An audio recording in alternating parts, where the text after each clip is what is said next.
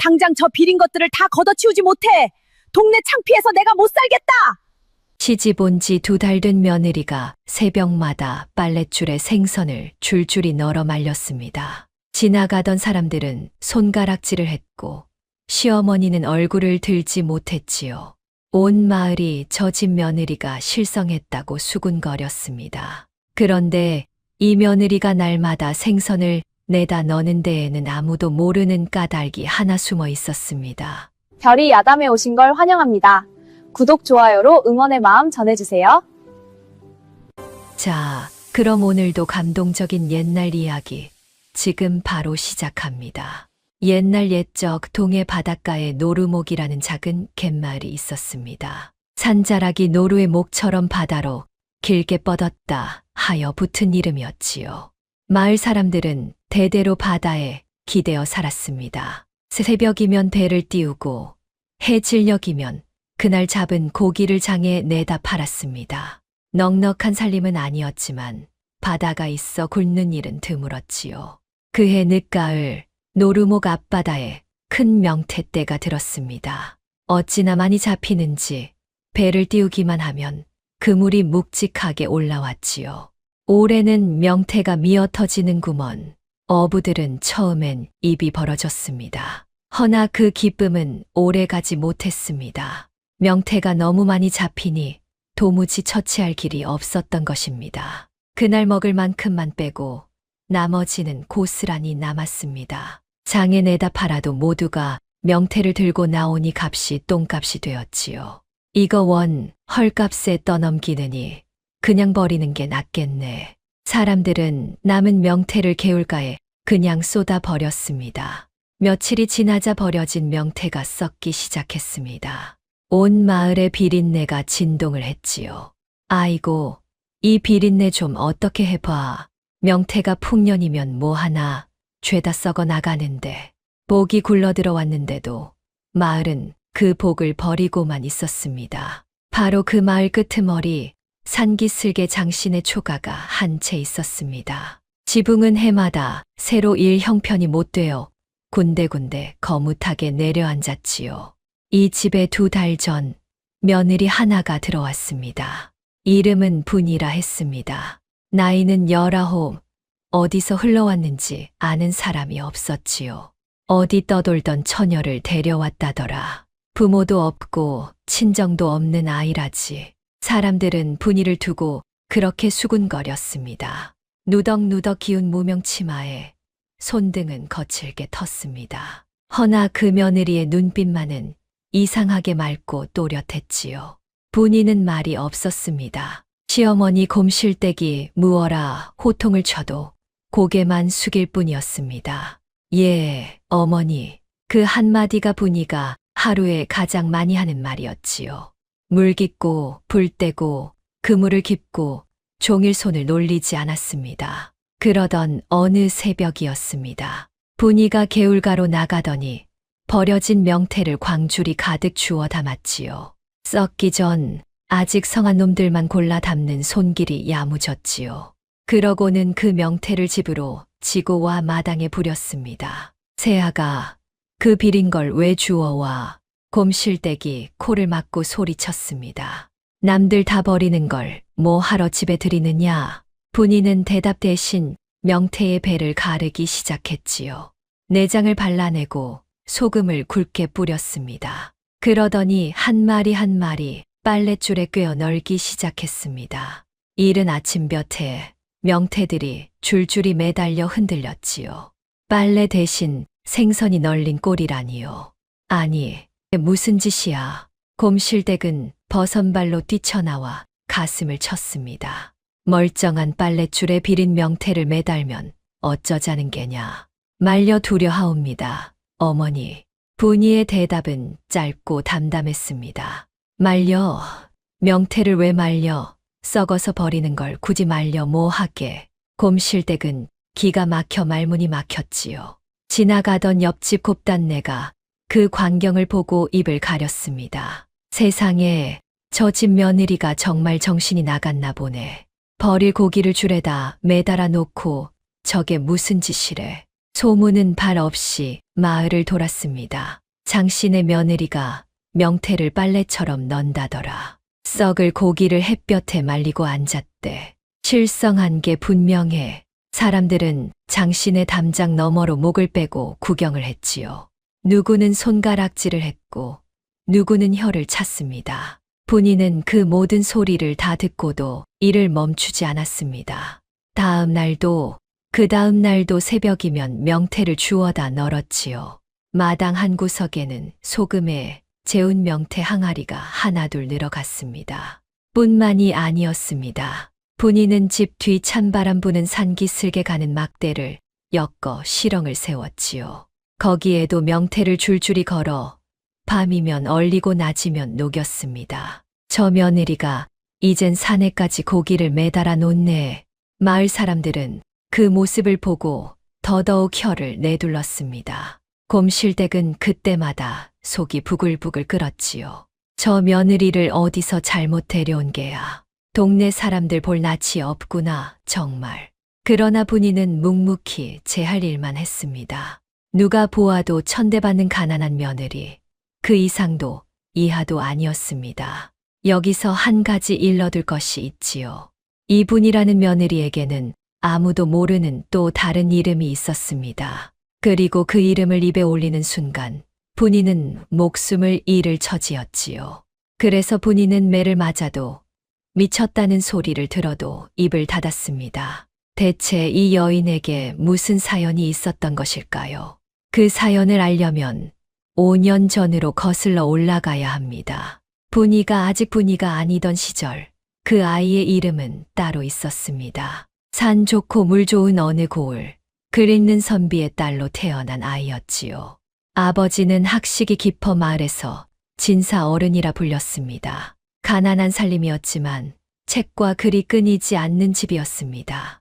아버지는 남들과 조금 다른 선비였지요. 방 안에 앉아 글만 읽는 분이 아니었지요. 직접 바다로 나가 물고기를 들여다보고 어부들과 어울렸습니다. 백성이 가진 것을 버리지 않게 하는 것, 그것이 학문이다. 아버지는 늘 그렇게 말씀하셨습니다. 어떤 고기를 어찌 말리면 오래 두고 먹을 수 있는지, 명태를 바람에 말리면 북어가 되고 얼리고 녹이길 거듭하면 황태가 된다는 것. 그 마른 고기가 무태서는 귀한 값에 팔린다는 것까지. 아버지는 그 모든 것을 손수책으로 엮었습니다. 물고기를 그리고 갈무리법을 적은 두툼한 책 한 권이었습니다. 어린 딸은 아버지 곁에 앉아 그 모습을 보고 자랐지요. 보아라, 바닷가 사람은 고기가 흔해 귀한 줄을 모른다. 허나 그 고기를 말려두면 흉할 때 곶간이 되고 큰 재물이 되느니라. 딸은 무슨 말인지 다 알아듣지는 못했지만 고개를 끄덕였습니다. 그저 아버지 곁이 따뜻하다는 것만 알았지요. 그러던 어느 날이었습니다. 아버지가 딸을 무릎에 앉히고 조용히 물었습니다. 설이나 사람의 값어치는 어디서 나오는 것 같으냐? 어린 딸은 잠시 생각하다 대답했지요. 좋은 집에서 태어나면 값어치가 높은 것 아니옵니까? 아버지는 빙그레 웃으며 고개를 저었습니다. 아니란다. 잘 들어두어라. 사람의 가치는 태어남이 아니라 살아감에 있느니라. 그 말이 무슨 뜻인지 어린 설이는 도무지 알 수가 없었습니다. 높은 집에 태어나는 게 더 좋은데 어찌 그렇사옵니까? 아버지는 딸의 머리를 쓸어 주었을 뿐 더 답하지 않았지요. 설이는 그날 그 말을 마음에 담지 않았습니다.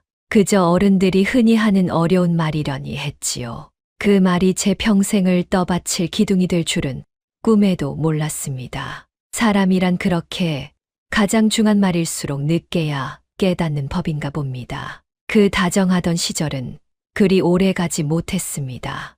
어느 해 가을 집안에 벼락 같은 화가 들이닥쳤습니다. 아버지가 역적으로 몰려 끌려간 것입니다. 글을 읽고 백성을 살피던 선비가 하루아침에 죄인이 되었지요. 집은 불타고 식솔은 뿔뿔이 흩어졌습니다. 어머니는 그 충격의 자리에 누웠다. 끝내 일어나지 못했습니다. 오라비들의 생사도 알 길이 없었지요. 홀로 남은 서리는 늙은 유모의 손에 이끌려 한밤중 담을 넘었습니다. 아가씨, 절대 본명을 입에 담지 마세요. 역적의 자식인 게 들통나면 아가씨도 살아남지 못합니다. 그날 밤 서리는 자기 이름을 버렸습니다. 산을 넘고 물을 건너며 정처 없이 떠돌았지요. 유모마저 병으로 세상을 뜨자 정말 혈혈단신이 되었지요. 이 집 부엌, 저 집 헛간을 떠돌며 입에 풀칠을 했습니다. 그렇게 5해를 떠돈 끝에 분이라는 이름으로 노루목에 흘러든 것입니다. 품속엔 단 2가지 물건이 남아 있었습니다. 하나는 아버지가 손수 엮은 그 두툼한 책이었습니다. 또 하나는 아버지가 평생 그를 갈던 낡은 벼루였지요. 서리는, 아니 이제는 분이는 그 둘을 괴짝 깊이 숨겨두었습니다. 누구에게도 보여서는 안 되는 제 진짜 이름이 담긴 물건이었으니까요. 그러니 마을 사람들이 미쳤다. 손가락질을 해도 분이는 입을 다물었습니다. 변명 한마디가 곧 죽음으로 이어질 수 있었기 때문입니다. 허나 빨랫줄에 명태를 넣을 때마다 분이의 가슴은 남몰래 두근거렸습니다. 이 마을 사람들은 보물을 발밑에 두고도 버리고 있구나. 아버지가 일러준 그 갈무리 법을 분이는 똑똑히 기억하고 있었습니다. 분이는 마른 행주로 손을 닦으며 빨랫줄을 올려다보았지요. 늦가을 바람에 명태들이 꾸덕꾸덕 마르고 있었습니다. 저 버려지던 명태가 머지않아 큰 재물이 될 줄을 그때는 아무도 몰랐습니다. 미친 짓이라 비웃던 그 손가락질이 머지않아 큰절로 바뀔 줄도요. 운명의 한 해가 이제 막 노루목을 향해 굴러오고 있었습니다. 분이가 시집온 장씨네는 노루목에서도 손꼽히게 가난한 집이었습니다. 배 한 척 변변이 없어 남의 배를 얻어 타고 품을 파는 처지였지요. 시아버지 장첨지는 늙고 병들어 바깥일을 못한 지 오래였습니다. 남편 수동이가 새벽마다 남의 배에 올라 겨우 끼니를 이었습니다. 그 살림을 꾸리는 시어머니 곰실댁의 손끝은 늘 매서웠지요. 새아가 물 길어 왔느냐? 불은 지폈고 곰실댁의 목소리가 새벽부터 마당을 울렸습니다. 예, 어머니, 다 해 두었사옵니다. 밥은 누가 먹을 만큼 안 쳤어. 쌀이 아까운 줄 몰라. 분이는 군소리 없이 솥뚜껑을 열어보였습니다. 곰실댁이 분이를 모질게 대하는 데에는 까닭이 있었지요. 본디 수동이에게는 정해둔 혼처가 따로 있었습니다. 이웃 마을 그물 부잣집 딸이었지요. 허나 장씨네가 빚에 몰리면서 그 혼사가 깨지고 말았습니다. 그 바람에 떠돌이 처녀를 며느리로 들이게 되었으니 곰실댁은 분이만 보면 속이 상했습니다. 내가 무슨 복이 없어서 이런 며느리를 받는고. 곰실댁은 입버릇처럼 한탄을 했지요. 분이는 그 말을 들어도 그저 고개를 숙였습니다. 대꾸 한마디 하지 않고 손을 더 부지런히 놀릴 뿐이었지요. 허나 그럴수록 곰실댁의 마음은 더 뒤틀렸습니다. 저것이 속을 모르겠단 말이야. 사람이 말이 없으니 더 미덥지가 않아. 어느 날 곰실댁은 부엌 살강을 뒤집어 엎으며 소리쳤습니다. 이 그릇들 먼지 좀 보아라. 종일 뭘 한 게야. 사실 그릇에는 먼지 한 톨 없었지요. 그저 화풀이할 대를 찾은 것뿐이었지요. 분이는 말없이 떨어진 그릇을 주워 닦았습니다. 깨진 사금파리에 손끝이 베어 피가 배어 나왔습니다. 그래도 신음 한 번 내지 않았지요. 그 모습을 방문 틈으로 가만히 지켜보는 눈이 하나 있었습니다. 바로 시아버지 장첨지였습니다. 장첨지는 병든 몸으로 늘 방 안에 누워 있었지요.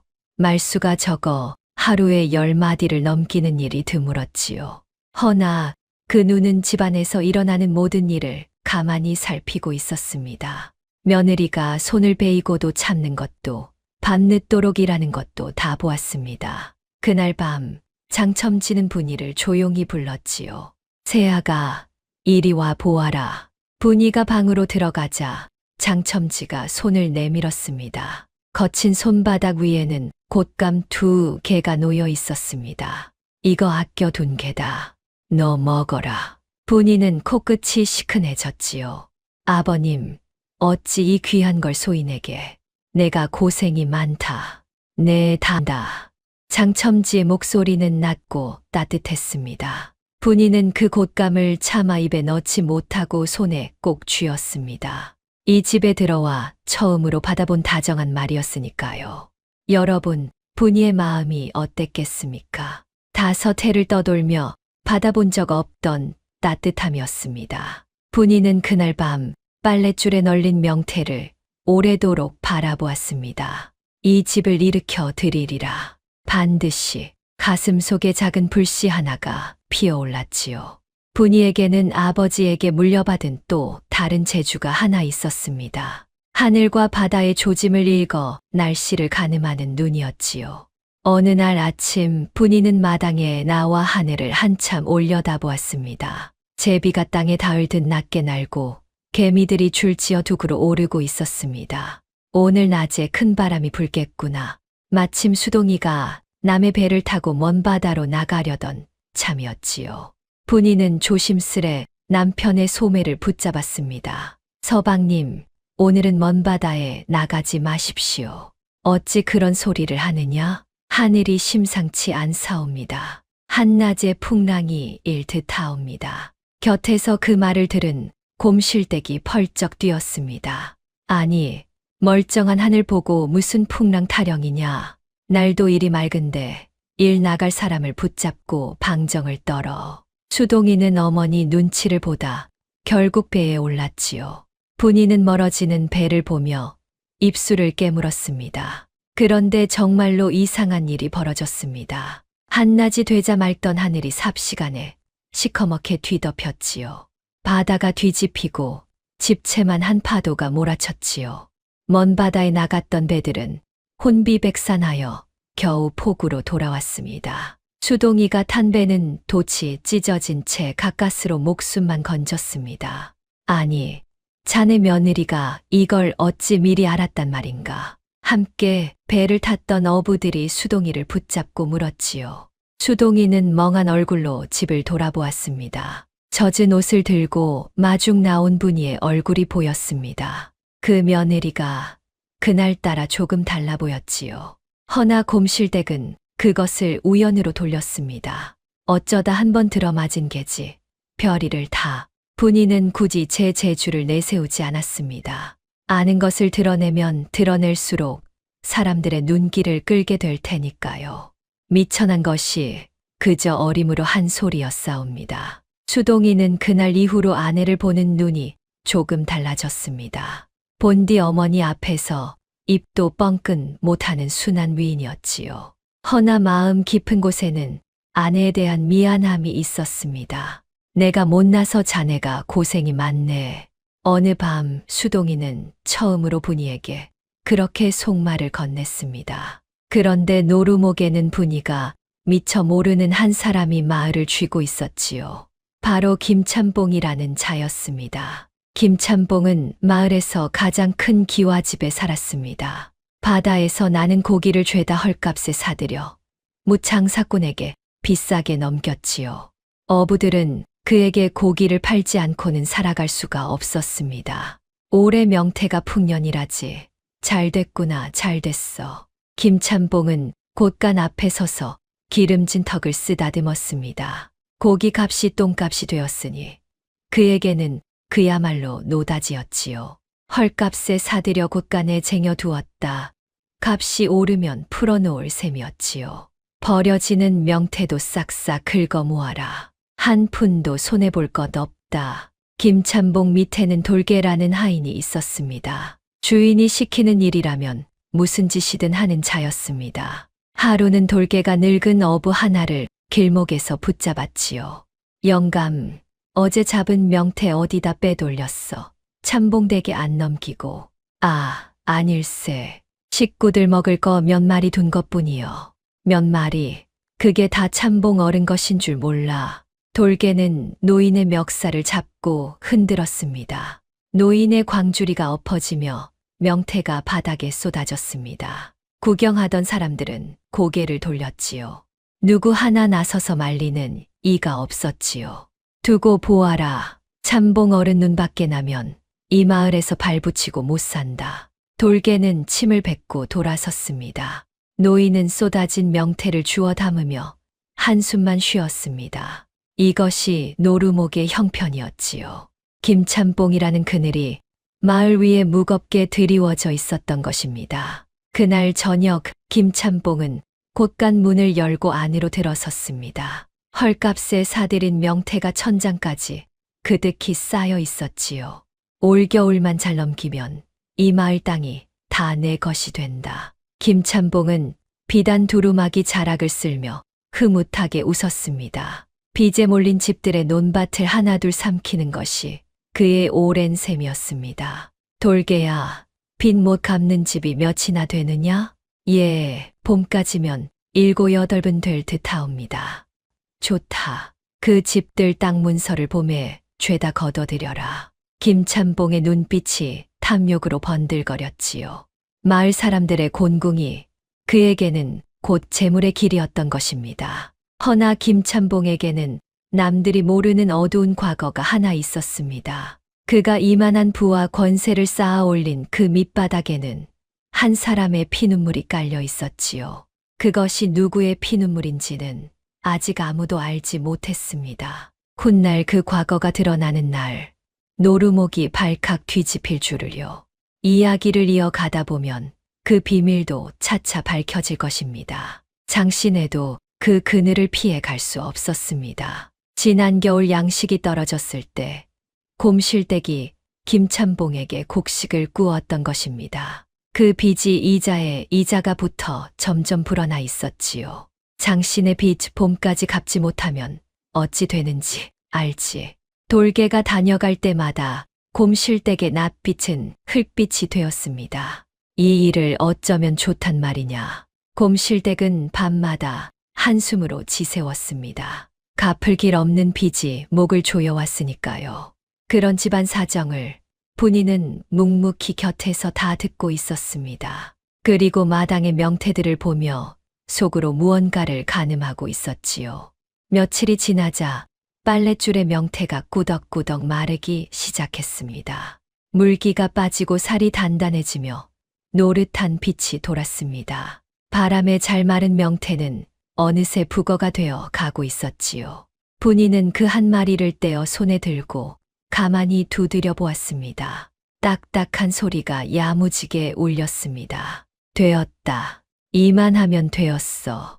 분이의 입가에 처음으로 옅은 미소가 번졌지요. 산기슭 시렁에 걸어둔 명태도 살펴보았습니다. 밤서리에 얼었다 낯볕에 녹기를 거듭한 명태는 속이 부풀어 노랗게 익어갔습니다. 황태가 되어 가고 있었던 것입니다. 분이는 그것들을 누가 볼세라 조심스레 광에 갈무리했습니다. 북어는 북어대로, 황태는 황태대로 가지런히 쌓아두었지요.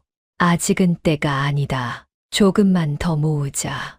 분이는 서두르지 않았습니다. 한꺼번에 큰 것을 노리려면 충분히 쟁여 두어야 했으니까요.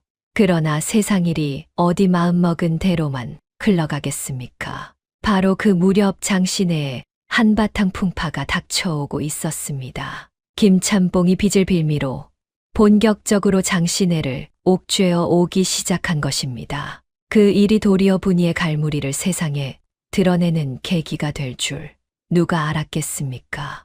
운명의 수레바퀴가 드디어 돌기 시작했습니다. 며칠이 흐르는 동안에도 분이의 손길은 멈추지 않았습니다. 새벽 어스름이 채 거치기도 전에 개울가로 나갔지요. 버려진 명태 가운데 아직 성한 놈들만 골라 광주리에 담았습니다. 손이 곱아 터지도록 찬물에 명태를 씻고 배를 갈라 내장을 발랐습니다. 그 손놀림이 어찌나 야무진지 군더더기 하나 없었지요.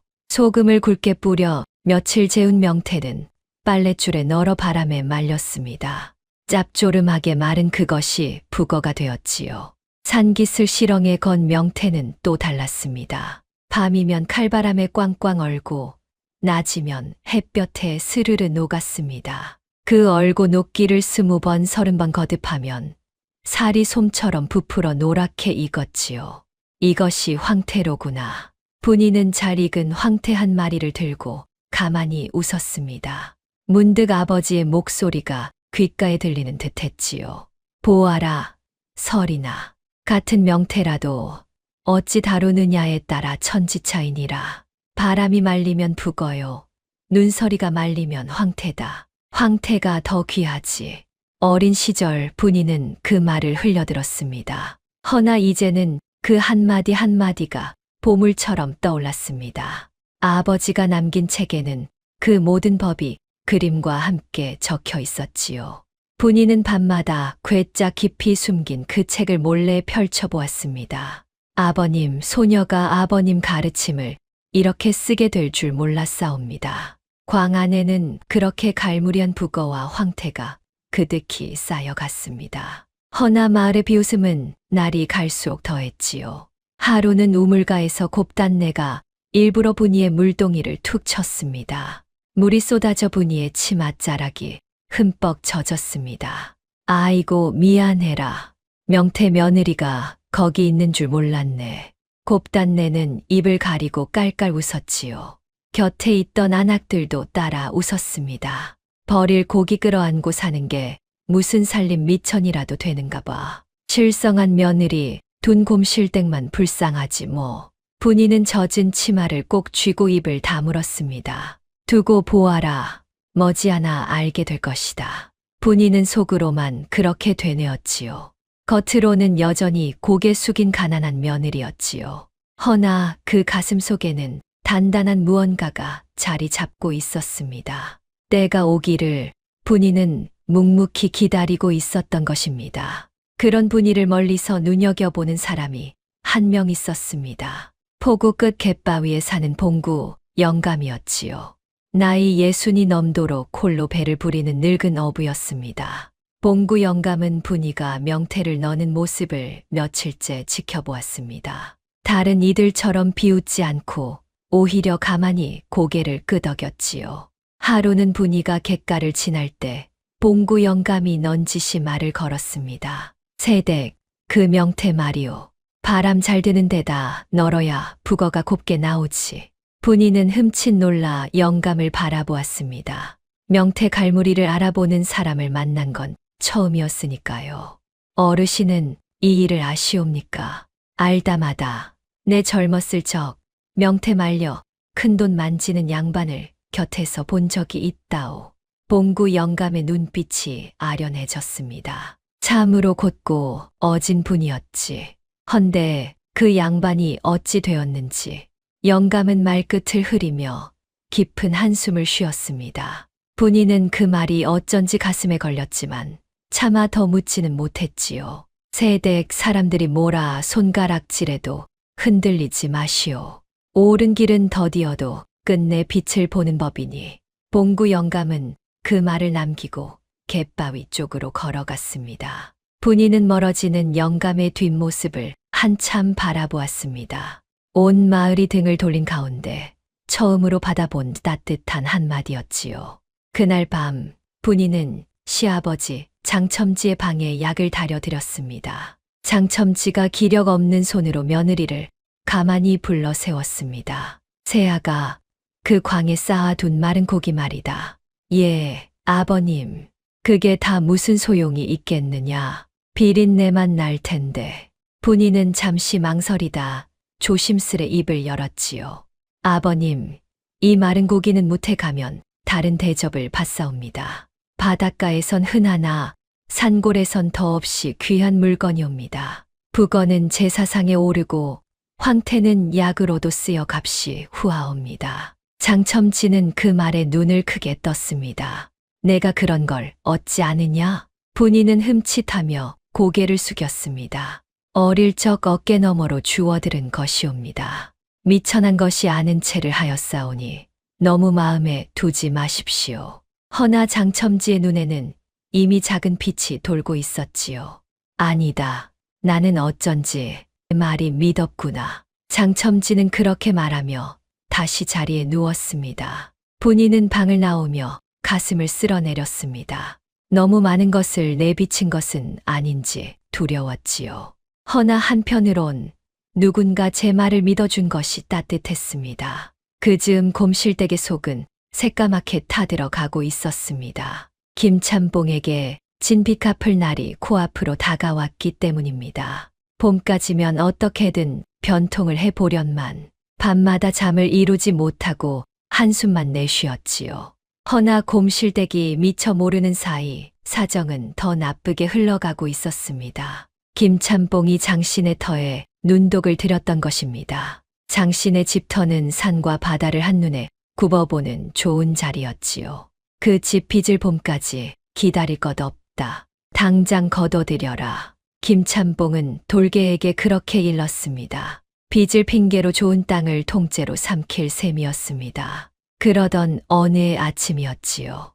돌개가 장정두를 데리고 장신의 마당에 들이닥쳤습니다. 이 댁빚 오늘로 갚으셔야겠소. 돌개의 목소리가 마당을 쩌렁쩌렁 울렸습니다. 곰실댁이 새파랗게 질려 뛰쳐나왔지요.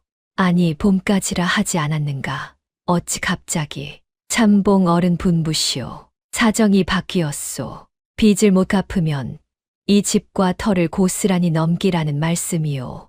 돌개는 품에서 빈 문서를 꺼내 보란 듯이 흔들었습니다.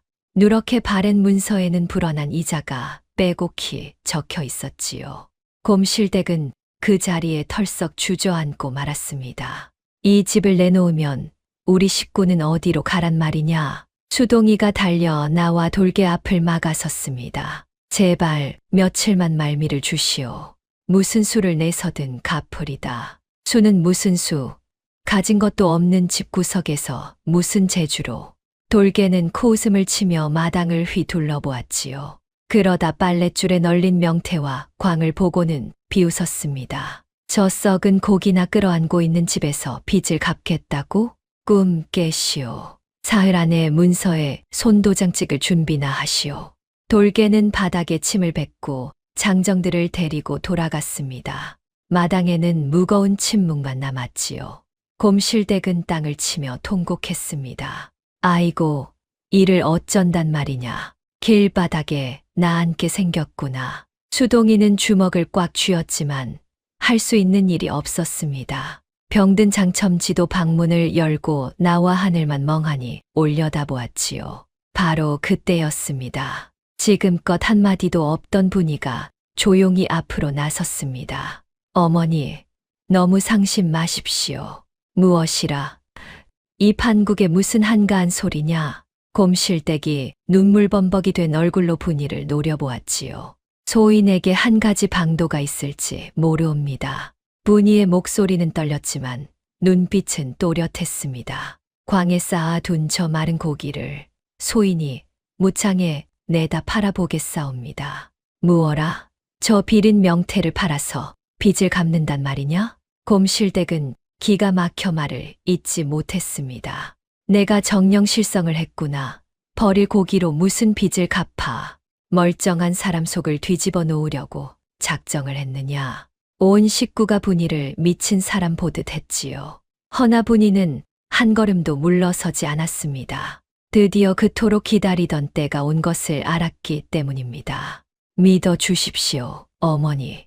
단 한 번만이옵니다.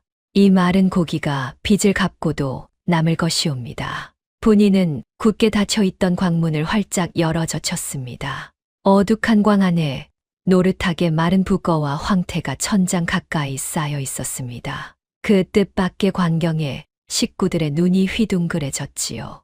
이게 다 내가 갈무리한 것이냐? 곰실댁이 떨리는 목소리로 물었습니다. 예, 어머니. 2달을 하루도 거르지 않고 모은 것이옵니다. 북어가 수백 그름이요. 황태가 산더미처럼 쌓여 있었습니다. 곰실댁은 그 엄청난 양에 한동안 입을 다물지 못했지요.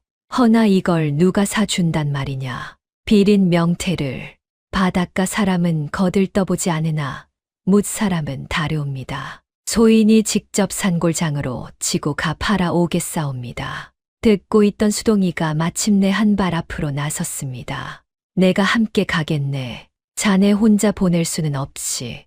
곰실댁은 여전히 미심쩍었지만 달리 방도가 없었습니다. 사흘 안에 빚을 갚지 못하면 정든 집을 잃을 판이었으니까요. 그래 정 그렇다면 어디 한번 해보아라. 지푸라기라도 잡는 심정이었습니다. 이렇게 하여 분이는 처음으로 무창을 향한 길에 오르게 되었습니다. 여러분, 이 며느리가 대체 무슨 배짱으로 이런 말을 했겠습니까? 천대받던 며느리가 처음으로 제 목소리를 낸 순간이었습니다. 이 마른 고기 더미가 정말로 장시내를 구할 수 있을까요? 아니면 식구들 말처럼 한낱 헛된 꿈으로 끝나고 말까요? 그 답을 향해 분이의 발걸음이 막 떼어지고 있었습니다. 빚 갚을 날까지는 단 사흘이 남아 있었습니다. 그날 밤 장씨네 식구들은 호롱불 아래 둘러앉았지요. 분이는 이튿날 새벽 무창으로 떠날 채비를 하고 있었지요. 허나 막상 떠난다 생각하니 식구들의 얼굴에는 근심이 가득했습니다. 호롱불 그림자가 흘벽 위에서 무겁게 흔들렸습니다. 새아가 정말로 이 명태가 팔리긴 하겠느냐? 곰실댁이 미덥지 못한 얼굴로 물었지요. 산골장이 어디 한두 걸음이냐? 꼬박 하루를 걸어야 하는 길인데 여자 혼자 그 먼 길에 나섰다가 무슨 변이라도 당하면 어쩌려고 그러느냐. 곰실댁의 목소리에는 걱정과 의심이 한데 뒤섞여 있었습니다. 괜히 헛걸음만 하고 사흘을 다 날려버리면 그땐 정말 끝장이야. 곰실댁의 말은 모질었지만 그 속에는 두려움이 깔려 있었습니다. 집을 잃을지도 모른다는 공포가 온 식구를 짓누르고 있었으니까요. 분이도 그 마음을 모르지 않았습니다. 그래서 더더욱 반드시 해내야만 한다고 다짐했지요. 분이도 두렵지 않은 것은 아니었습니다. 5해를 떠돌았어도 무거운 짐을 지고 산을 넘는 일은 만만치 않았으니까요. 허나 분이의 마음속에는 아버지의 가르침이 단단히 새겨져 있었습니다. 어린 시절 아버지가 들려준 이야기 하나가 문득 떠올랐습니다. 바로 명태로 사람을 살린 이야기였지요. 오래전 아버지가 살던 고을에 큰 흉년이 들었던 적이 있었습니다. 사람들이 굶어 쓰러지는데 바닷가 마을에는 명태만 산처럼 쌓여 썩어갔지요. 아버지는 그 명태를 거두어 말리게 하고 산골에 지고 가 곡식과 바꾸었습니다. 그렇게 바닷마을과 산골이 서로의 굶주림을 메웠습니다. 버리는 것을 살리면 죽어가던 목숨도 살릴 수 있느니라. 그 말씀이 이제 분이의 가슴을 두드렸지요. 아버님, 소녀가 아버님 하시던 그 일을 이제야 하옵니다. 분이는 괴짝 깊이 숨긴 아버지의 책을 가만히 떠올렸습니다. 거기 적힌 그림과 글이 오늘 밤만큼 든든하게 느껴진 적이 없었습니다. 두려움은 여전했지만 그보다 더 큰 용기가 차올랐지요. 어머니, 소인도 두렵사옵니다. 분이가 마침내 입을 열었습니다.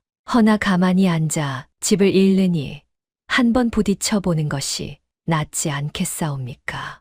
이 말은 명태에는 소인이 아는 한 가지 길이 담겨 있사옵니다. 그 말에 식구들은 잠시 말을 잃었습니다. 수동이가 조심스레 입을 뗐지요.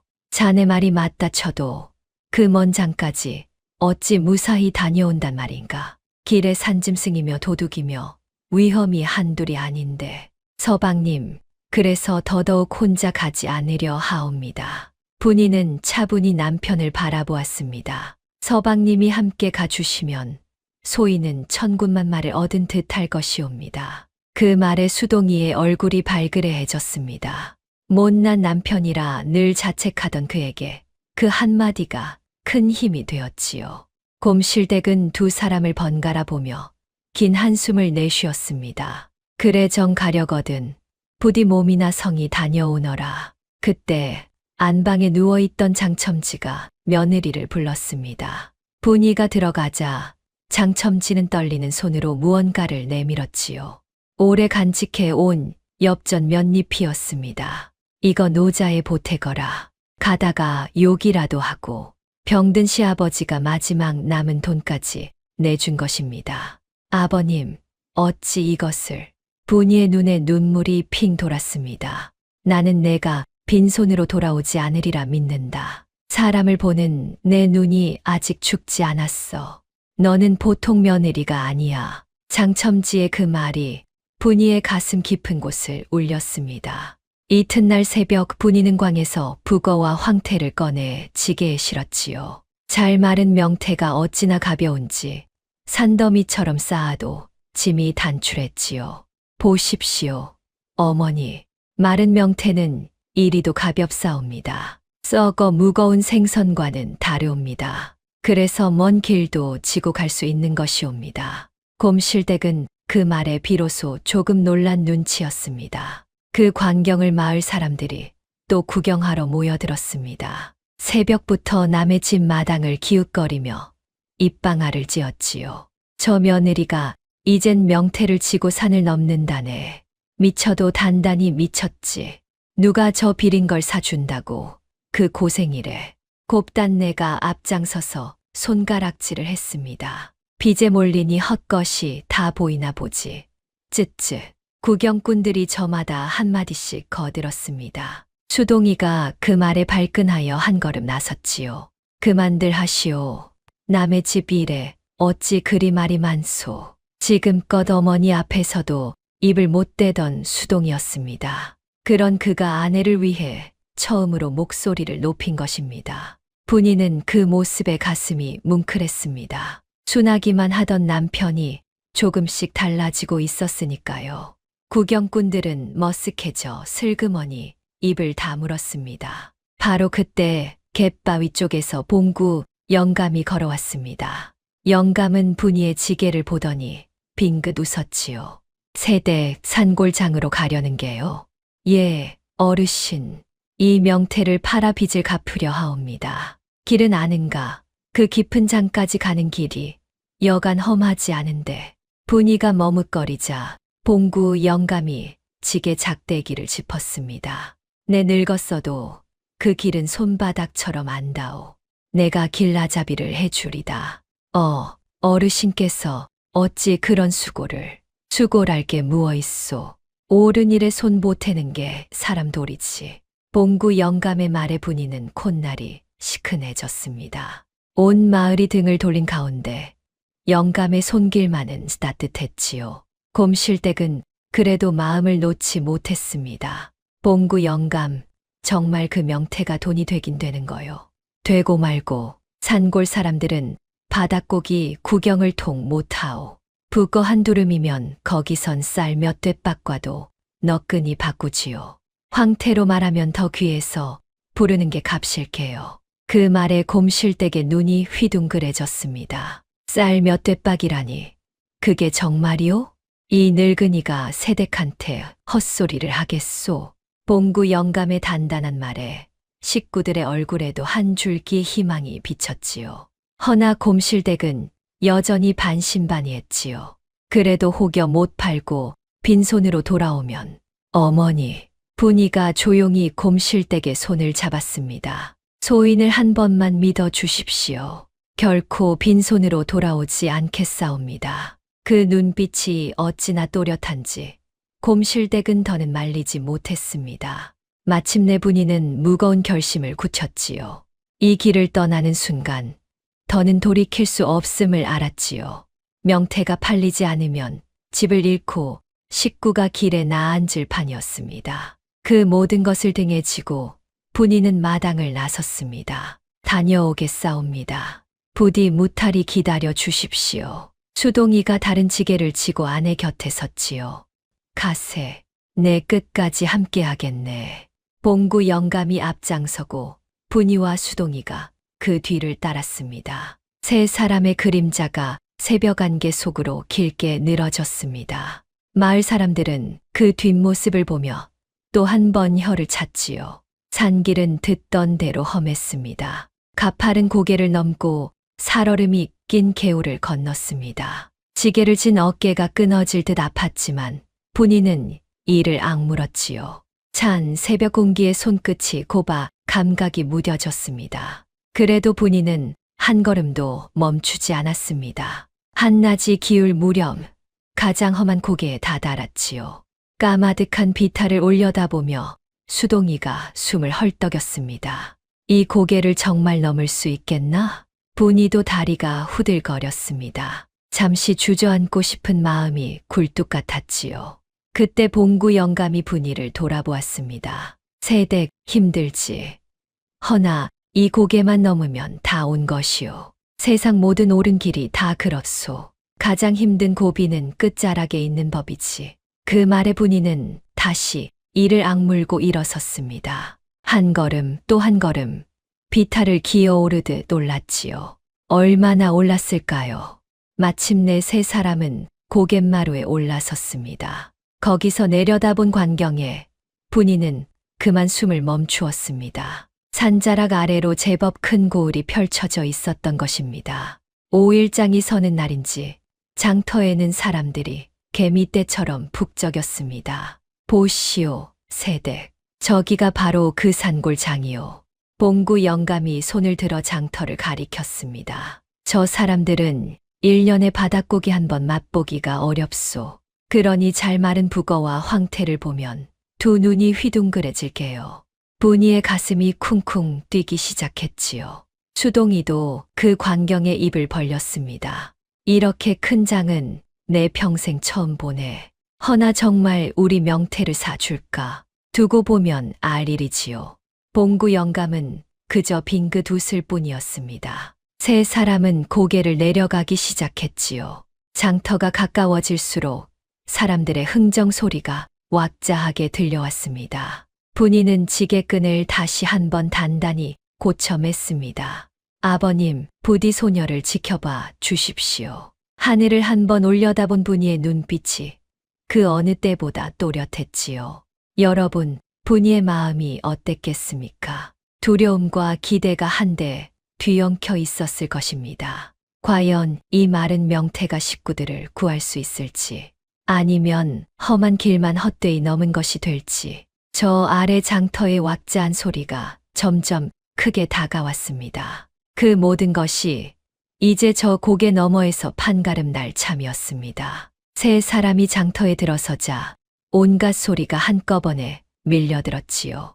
엿장수의 가위 소리, 옹기장수의 흥정 소리, 떡 파는 안악의 외침, 저마다 물건을 펼쳐놓고 손님을 부르는 소리가 끊이지 않았습니다. 산골 깊은 고을의 오일장은 그야말로 사람으로 발 디딜 틈이 없었지요. 멀리 산골 마을에서까지 사람들이 모여드는 큰 장이었습니다. 분이는 무거운 지게를 진 채 두리번거렸습니다. 어디에 자리를 펴야 할지 도무지 알 수가 없었지요. 그때 봉구 영감이 익숙한 걸음으로 앞장섰습니다. 이리 오시오. 길목 좋은 자리를 내 잘 아오. 영감은 장터 한복판, 사람들이 가장 많이 오가는 길목으로 두 사람을 이끌었습니다. 여기다 펴시오. 사람 눈에 잘 띄어야 물건이 팔리는 법이지. 분이는 그제야 마음이 조금 놓였지요. 봉구 영감은 자리를 잡아주고도 곁을 떠나지 않았습니다. 멍석을 펴고 짐을 부리는 일까지 손수 거들었지요. 어르신, 여기까지 길라잡이만으로도 큰 은혜인데, 허허, 늙은이가 할 일이 무엇 따로 있겠소. 이렇게 사람 사는 모습 보는 게 늙음하게 낙이라오. 분이는 멍석 위에 북어와 황태를 가지런히 펼쳐 놓았습니다. 노릇하게 잘 마른 북어가 줄줄이 늘어섰지요. 솜처럼 부푼 황태는 햇빛을 받아 노란 빛이 곱게 돌았습니다. 허나 막상 손님을 기다리려니 분이의 가슴이 두근거렸습니다. 정말로 이것을 사갈 사람이 있을까 두려움이 앞섰던 것입니다. 봉구 영감은 그런 분이의 마음을 읽은 듯 가만히 말을 건넸습니다. 세댁, 너무 조바심 내지 마시오. 바닷가에선 발에 채여 버려지던 명태가 여기선 보물이 된다오. 같은 물건이라도 어디에 놓이느냐에 따라 값이 천지차이지요. 그 말에 분이는 문득 가슴이 뭉클해졌습니다. 사람도 그와 같지 않겠소. 봉구 영감의 목소리가 한층 낮고 깊어졌지요. 제자리를 못 만난 사람은 천대를 받지만 제자리를 만나면 빛이 나는 법이요. 세댁도 지금은 고생이 많지만 언젠가 제 빛을 낼 날이 올게요. 분이는 그 말을 듣는 순간 아버지의 얼굴이 떠올라 눈시울이 뜨거워졌습니다. 여러분, 분이의 마음이 어땠겠습니까? 오래전 아버지가 들려준 그 말씀과 어쩜 그리 닮았는지요. 사람의 가치는 태어남이 아니라 살아감에 있느니라. 잊고 지냈던 그 가르침이 봉구 영감의 입을 통해 되살아나는 듯 했습니다. 분이는 영감을 가만히 바라보며 조심스레 물었습니다. 어르신, 아까 길에서 말씀하시던 그 양반 어떤 분이셨사옵니까? 명태를 말려 큰 돈을 만지고 사람을 살렸다던 그 선비 말이었지요. 봉구 영감의 얼굴에 잠시 그늘이 스쳤습니다. 참으로 어진 분이셨지. 백성을 제 식구처럼 여기던 선비였소. 명태가 흔해 썩어 나가는 걸 보고는 그걸 말려 굶주린 산골에 보내자 하셨지. 내가 젊었을 적 그분의 배를 부리며 그 일을 거들었다오. 영감의 눈에 옛 회한이 어렸습니다. 헌데 그 고든 분이 모진 자의 모함에 걸려 그만. 봉구 영감은 차마 말을 잊지 못하고 입을 다물었지요. 분이는 그 이야기가 왜인지 제 가슴을 찌르는 듯했지만 더 캐묻지 못했습니다. 허나 봉구 영감의 다음 말이 분이의 마음에 오래도록 남았습니다. 그분이 남긴 책이 한 권 있었소. 물고기며 갈무리법을 손수 그린 책 말이오. 그 책만 세상에 다시 나온다면 굶는 백성이 한결 줄 터인데 분이는 그 말에 등골이 서늘해졌지요. 바로 제 괴짜 깊이 숨긴 그 책 이야기였으니까요. 어르신, 그 책은 지금 어디에 있사옵니까? 글쎄, 그 난리통에 불타 없어졌다고들 하더이다. 봉구 영감은 안타까운 듯 고개를 저었습니다. 분이는 차마 제가 그 책을 지니고 있다는 말을 입에 담지 못했습니다. 가슴만 쿵쿵 뛸 뿐이었지요. 지나간 일이오. 늙은이가 괜한 옛 이야기를 했구려. 봉구 영감은 애써 웃으며 화제를 돌렸습니다. 자, 이제 곧 손님이 몰려들게요. 마음 단단히 먹으시오. 바로 그 말이 끝나기가 무섭게 한 노파가 멍석 앞에 멈춰 섰습니다. 노파는 북어를 보더니 두 눈이 휘둥그레졌지요. 아니, 이게 북어 아닌가? 이 귀한 걸 여기서 다 보내. 노파는 반색을 하며 북어 한 마리를 집어들었습니다. 우리 영감 제삿날이 코앞인데 북어포가 없어 애를 태웠지 뭔가. 세댁, 이거 한 두름에 얼마 받겠나. 분이는 봉구 영감을 슬쩍 보았고 영감이 가만히 고개를 끄덕였습니다. 분이가 값을 부르자 노파는 두말 없이 엽전을 꺼냈지요. 싸네, 싸. 산 너머 읍내까지 가면 이 값에 어림도 없어. 노파는 북어 두 두름을 사들고 흡족하게 돌아섰습니다. 그 광경을 본 사람들이 하나둘 멍석 앞으로 모여들기 시작했습니다. 북어다, 황태도 있네 하는 소리가 여기저기서 터져 나왔습니다. 산골 사람들에게 바닥고기는 좀처럼 구경하기 힘든 귀물이었지요. 더구나 잘 마른 북어와 황태는 두고두고 먹을 수 있는 양식이었지요. 이거 5마리만 주시게. 나는 황태로 10마리. 순식간에 멍석 아픈 사람들로 북새통을 이루었습니다. 분이의 손이 바빠졌습니다. 북어를 세고 황태를 묶고 엽전을 받느라 정신이 없었지요.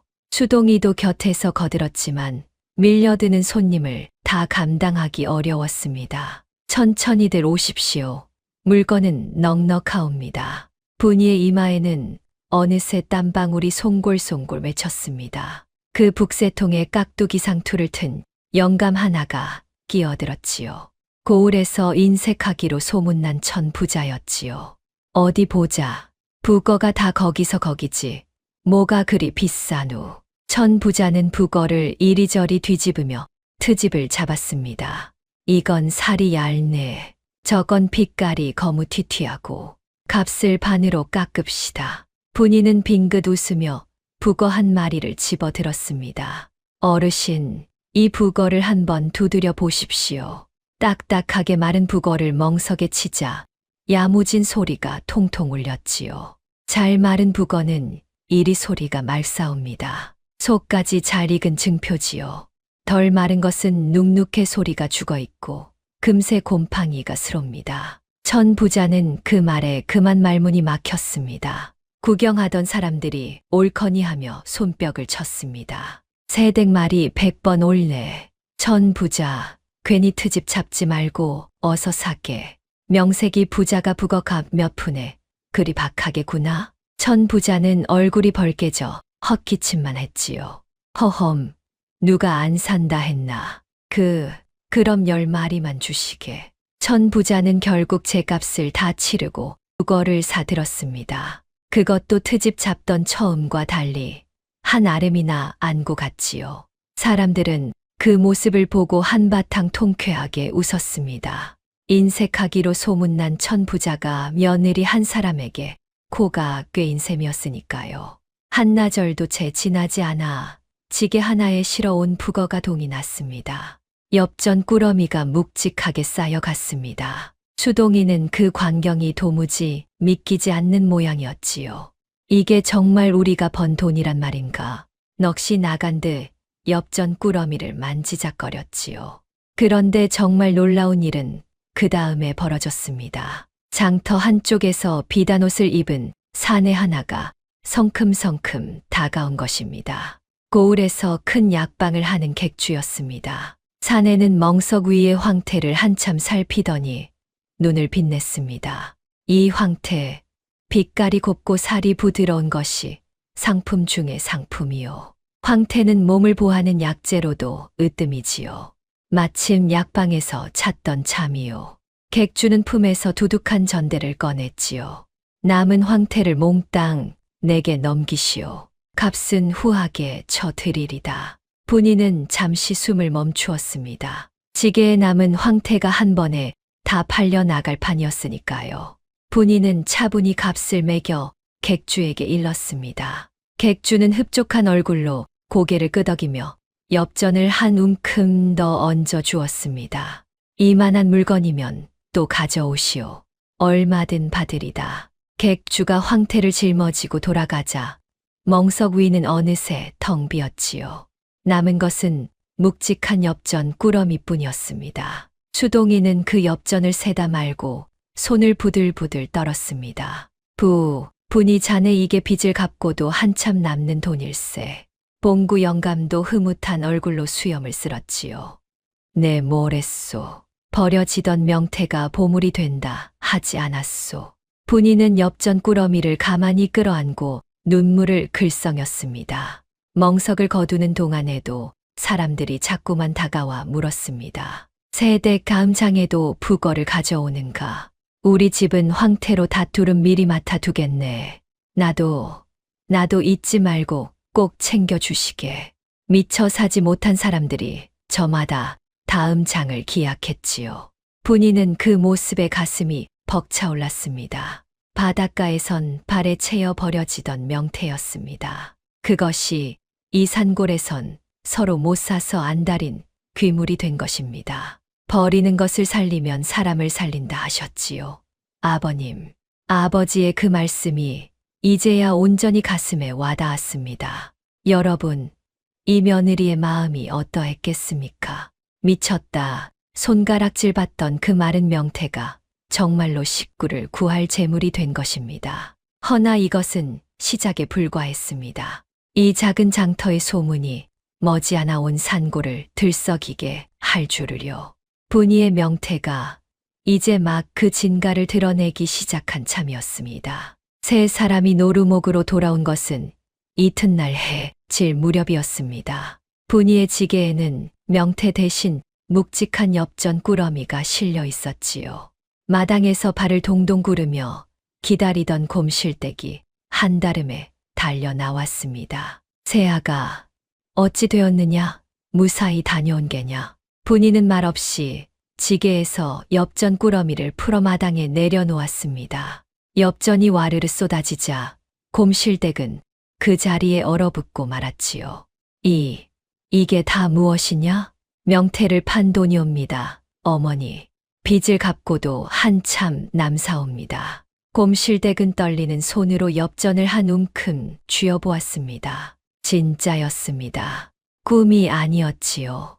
세상에 이런 일이. 곰실댁은 그만 주저앉아 울음을 터뜨렸습니다. 미쳤다 구박만 하던 며느리가 정말로 집안을 구한 것입니다. 방에 누워있던 장첨지도 문을 열고 나와 그 광경을 보았습니다. 내 뭘 했느냐? 저 아이는 보통 며느리가 아니라 하지 않았느냐? 이튿날 아침 분이는 그 돈을 들고 김찬봉의 집으로 향했습니다. 수동이와 봉구, 영감도 함께였지요. 마침 김찬봉의 집 앞에서는 돌개가 거드름을 피우고 있었습니다. 어이 장씨네, 오늘이 바로 그날이요. 집 문서 가져왔소. 돌개는 비웃는 낯으로 손을 내밀었습니다. 분이는 그 손바닥 위에 엽전 꾸러미를 탁 올려놓았지요. 빚을 갚으러 왔사옵니다. 한 푼도 모자람 없이 세어 보십시오. 돌개의 눈이 휘둥그레졌습니다. 이게 다 어디서 난 돈이야?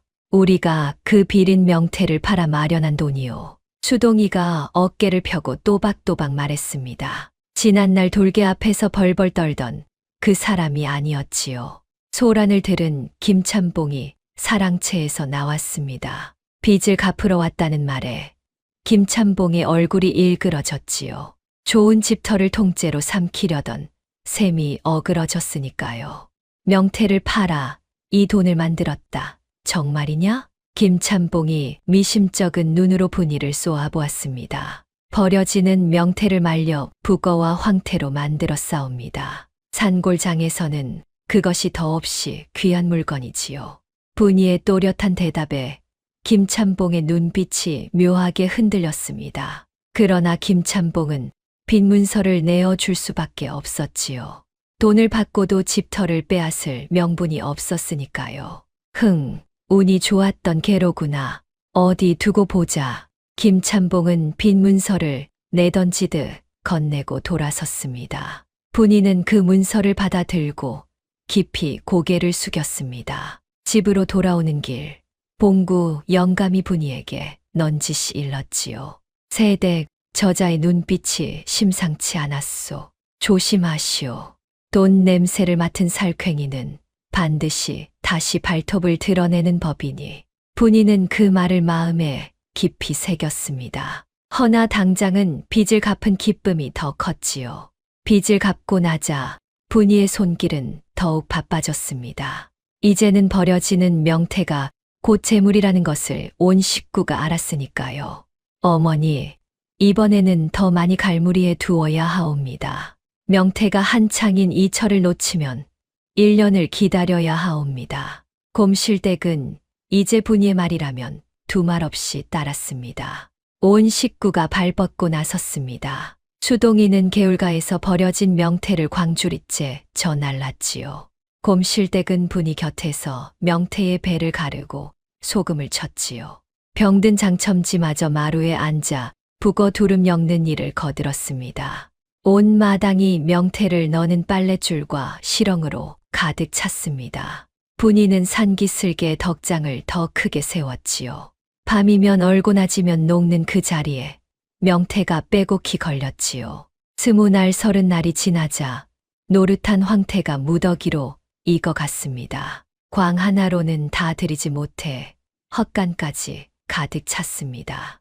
바닷가 사람들이 버리던 것이 장신의 집에서는 금덩이가 되어 갔지요. 장날이 돌아올 때마다 분이는 산골장으로 명태를 지고 갔습니다. 한 번 가면 지게가 미어지게 팔려 나갔지요. 장신의 며느리 북어가 으뜸이라네.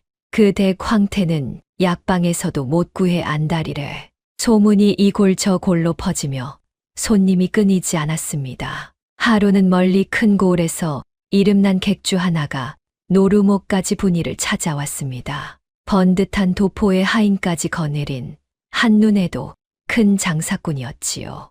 이 댁이 그 유명한 명태 며느리 댁이요? 객주는 마당 가득 널린 북어와 황태를 보고 감탄을 금치 못했습니다. 과연 소문이 헛되지 않았구려. 빛가리며 마름새가 으뜸이요. 객주는 분이 앞에 두둑한 전대를 내려놓았습니다. 내 큰 고을의 점포를 열어두고 있소. 대개 북어와 황태를 도거리로 받고 싶소. 장마다 일정한 값에 사들일 터이니 부디 내게 넘겨주시오. 분이는 잠시 생각에 잠겼지요. 홀로 먼 장을 다니는 것보다 도거리로 넘기면 한결 수월할 터였지요. 좋사옵니다. 허나 한 가지 청이 있사옵니다. 분이가 차분히 입을 열었습니다. 우리 마을 사람들이 말린 명태도 함께 받아주십시오. 한 집만 잘 사는 것보다 온 마을이 함께 사는 것이 소인의 바람이옵니다. 객주는 그 말에 껄껄 웃으며 고개를 끄덕였습니다. 허허, 장사치 마음이 아니라 참으로 어진 마음이로구려. 그리합시다. 이렇게 하여 노루목의 명태는 큰 고을로까지 팔려나가게 되었지요. 장씨네는 물론 온 마을이 그 갈무리로 살림을 펴게 되었지요. 발에 채여 버려지던 것이 노루목 전체를 일으키는 보물이 된 것입니다. 분이의 이름은 인근 고을에까지 자자하게 퍼졌습니다. 엽전 꾸러미는 갈 때마다 묵직하게 불어났습니다. 장신의 살림은 하루가 다르게 펴졌지요.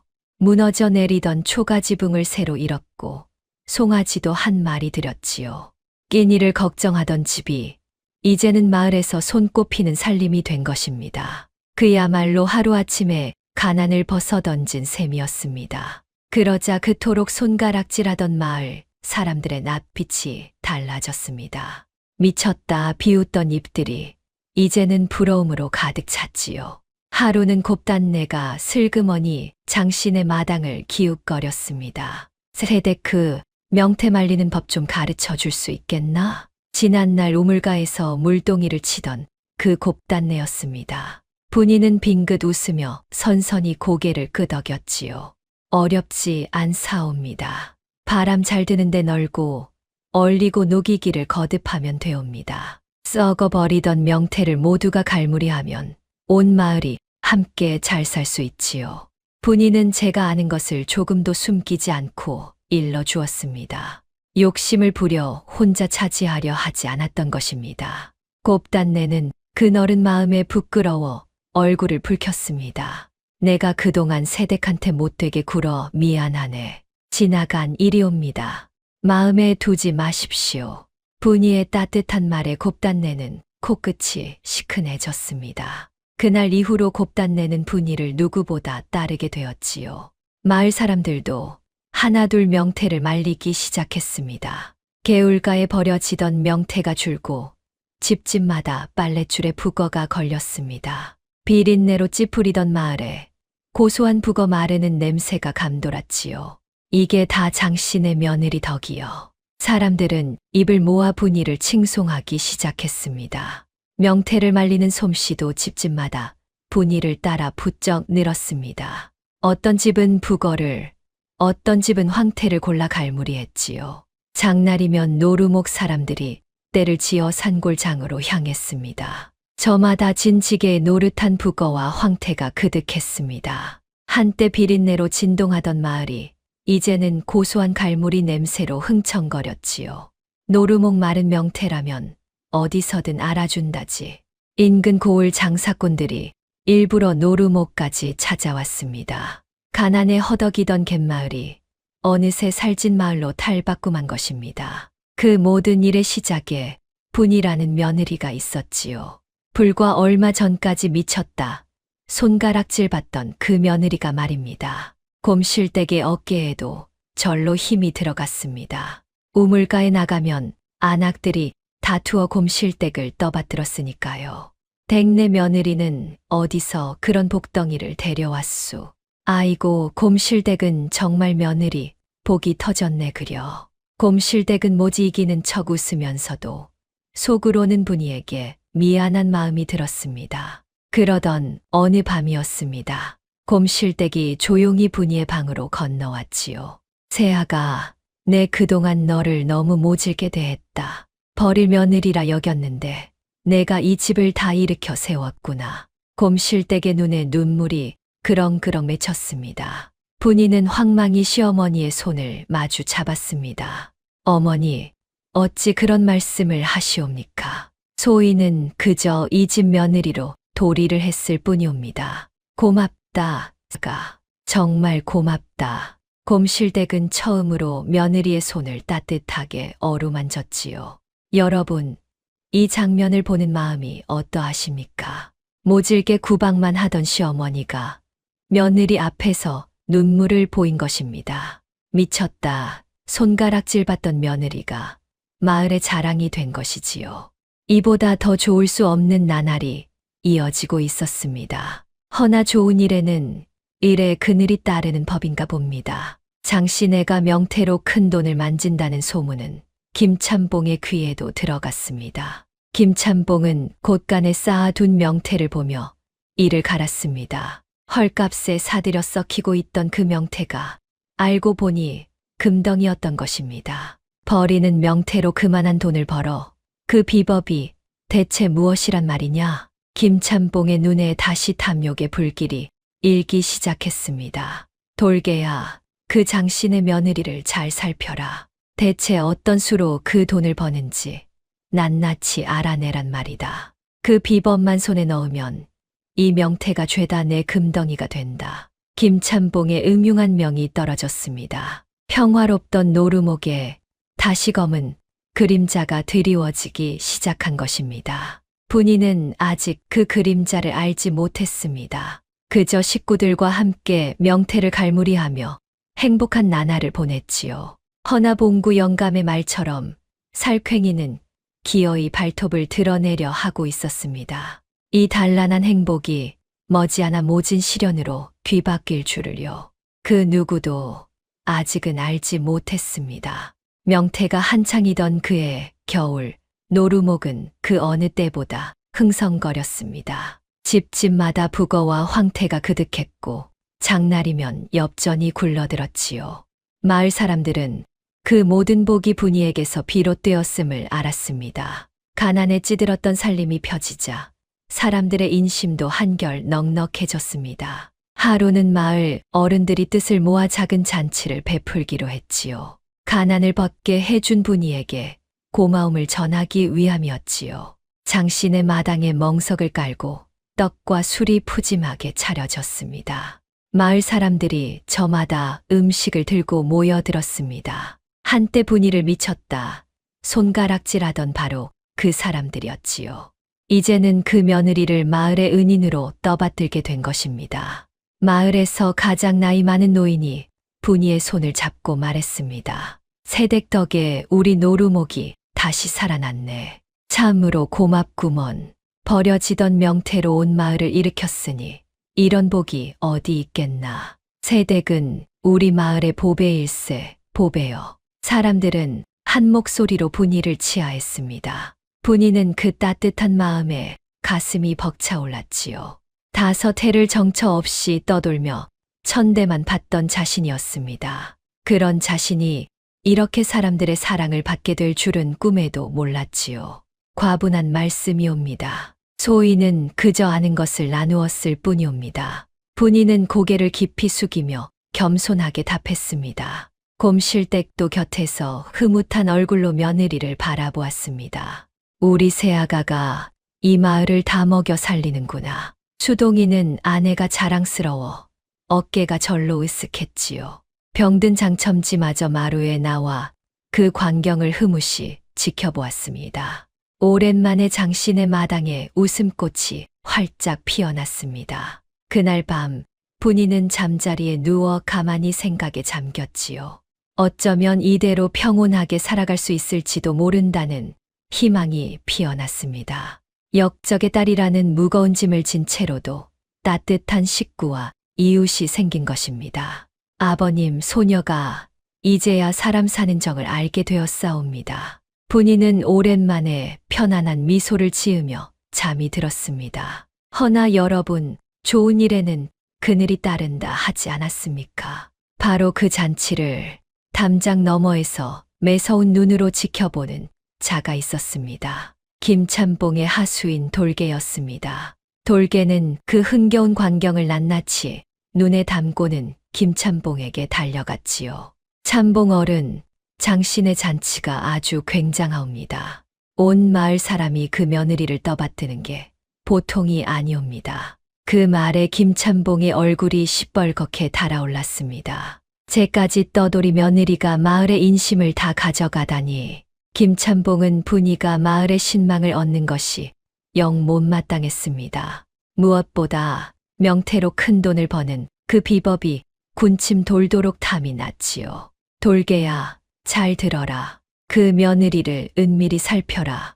대체 어떤 수로 명태를 그리 만드는지 그 비법을 알아내란 말이다. 그리고 그 며느리의 뿌리도 캐 보아라. 떠돌이라니 필시 수상한 구석이 있을 게다. 김찬봉의 눈이 음흉하게 빛났습니다. 이렇게 하여 김찬봉의 악랄한 역습이 시작되었습니다. 이튿날부터 돌개는 장신의 주변을 어슬렁거렸지요. 분이가 명태를 너는 법, 덕장을 다루는 법을 멀찍이서 몰래 엿보았지요. 그저 줄에 널어 말리는 것뿐인데 무슨 별난 비법이 있는 건가. 돌개는 보이는 대로 흉내를 내보았습니다. 명태를 주워다 제 집 마당에 널어본 것입니다. 허나 결과는 번번이 형편없었습니다. 빛깔 곱게 마르기는커녕 곰팡이만 슬고 고약한 비린내만 진동했지요. 이게 왜 이런담? 분명 똑같이 했는데 돌개는 도무지 영문을 알 수가 없었습니다. 같은 명태라도 다루는 솜씨가 다르면 천지차이라는 걸 몰랐던 것입니다. 돌개는 분이가 무언가 남다른 비법을 감추고 있다고 굳게 믿었습니다. 그래서 밤이면 장신의 담장을 넘어 살금살금 안을 엿보기 시작했습니다. 며칠을 그렇게 엿보던 어느 깊은 밤이었지요. 돌개는 마침내 이상한 광경 하나를 목격했습니다. 호롱불이 켜진 방 안에서 분이가 무언가를 펼쳐보고 있었던 것입니다. 그것은 두툼한 책 한 권이었습니다. 책장에는 온갖 물고기 그림과 빼곡한 글자가 그려져 있었지요. 분이는 그 책장을 한 장 한 장 정성스레 넘기고 있었습니다. 옳거니 바로 저 책에 명태 비법이 들어있구나. 돌개는 회심의 미소를 지었습니다.